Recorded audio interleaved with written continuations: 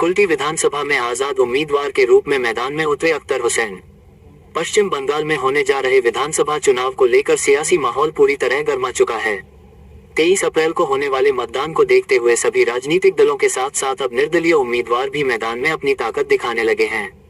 इसी कड़ी में कुल्टी विधानसभा क्षेत्र से एक बड़ा राजनीतिक घटनाक्रम सामने आया है, जहां अख्तर हुसैन ने आजाद निर्दलीय उम्मीदवार के रूप में चुनावी मैदान में उतरने का ऐलान कर दिया है और आज दम कार्यालय में नामांकन दाखिल कर दिया गया है।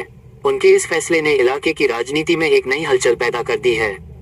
अख्तर हुसैन ने मीडिया से बातचीत करते हुए कहा कि कुल्टी की आम जनता, तृणमूल कांग्रेस के कई समर्पित कार्यकर्ताओं और स्थानीय निवासियों के साथ लगातार अन्याय होता आया है। उन्होंने आरोप लगाया कि पार्टी के अंदर कई ऐसे पुराने और मेहनती कार्यकर्ता मौजूद थे जिन्होंने सालों तक संगठन के लिए काम किया, लेकिन चुनाव के समय उन्हें नजरअंदाज कर दिया गया। उन्होंने कहा कि ऐसे हालात में पार्टी के भीतर से किसी ने भी खुलकर आवाज नहीं उठाई, जबकि यह समय था अन्याय के खिलाफ खड़े होने का। जब कोई आगे नहीं आया, तब मैंने खुद ये जिम्मेदारी उठाने का फैसला किया, अख्तर हुसैन ने स्पष्ट शब्दों में कहा। अख्तर हुसैन ने आगे कहा कि उनकी यह लड़ाई किसी व्यक्ति विशेष के खिलाफ नहीं, बल्कि व्यवस्था में हो रहे अन्याय के खिलाफ है। उन्होंने ये भी दावा किया कि उन्हें कुल्टी की जनता का भरपूर समर्थन मिल रहा है और लोग बदलाव चाहते हैं। उन्होंने जनता से अपील करते हुए कहा कि अगर उन्हें मौका दिया जाता है तो वे कुल्टी के विकास, पारदर्शिता और जनता के अधिकारों के लिए पूरी ईमानदारी से काम करेंगे।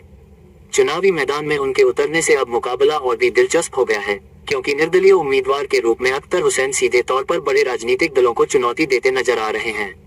अब देखना होगा कि 23 अप्रैल को होने वाले मतदान में कुल्टी की जनता किसे अपना समर्थन देती है और किसके सिर जीत का सेहरा सजता है। किस पार्टी से किए? इंडिपेंडेंस। आखिर क्यों ऐसा, क्यों आपने तृणमूल करते रहते हैं आप? अगर तृणमूल का तो थे, लेकिन मजबूरी था कुछ की। कुल्टी के आम जनता के साथ जो है अन्याय हुआ, कुल्टी के टीएमसी कर्मी के साथ अन्याय हुआ, प्लस जो है कुल्टी वासियों के साथ अन्याय हुआ। और भी कैंडिडेट तक कुल्टी में, ऐसा कोई बात नहीं है। पुराना जो कर्मी है उन लोगों को देखना चाहिए, उनको देखा नहीं। कम से कम आवाज़ उठाना तो चाहिए। अन्याय के विरुद्ध में आवाज़ उठाने के लिए इस तरह का हम स्टेप लिए हैं। इंडिपेंडेंट लोगों को दिखाएंगे। तो क्या मुद्दा लेके जाएंगे लोगों के पास? आप लोगों के पास जाएंगे। कुल्टी के साथ जो अन्याय हुआ है, किस तरह का अन्याय हुआ? अन्याय हुआ है। कुल्टी में भी तो मान लीजिए कैंडिडेट था, कुल्टी में कर्मी था, ऐसा तो बात नहीं, कुल्टी में कर्मी नहीं था। तो टीएमसी अगर मान लीजिए कि पार्टी है, पार्टी तो यहाँ आती है बहुत दिन से, पार्टी जो है कर्मी है, यहाँ पे एमएलए भी रहा है 3 बार, चेयरमैन भी रहा है, और भी पुराना आदमी वाइस चेयरमैन भी रहा है। तो कुल्टी का आदमी नहीं खाता। कुल्टी का आम जनता को देना चाहिए, सोचना चाहिए इसके बारे में। या कुल्टी का जो कर्मी है, टीएमसी का जो कर्मी है, उस कर्मी में से किसी को देना चाहिए। तो आपका क्या सीधा सीधी लड़ाई टीएमसी के साथ में है, ना बीजेपी के साथ में भी ये लड़ाई है? मेरा लड़ाई जो है अन्याय के साथ में। अगर कोई भी अन्याय कर रहा है तो उसके विरुद्ध में हम लड़ रहे हैं। तो कितना आशावादी हैं आप, कितना फाइट दे सकते हैं दोनों कैंडिडेट, हैवी वेट कैंडिडेट दोनों? हैवी वेट कैंडिडेट है कि नहीं है वो तो बाद में पता चलेगा।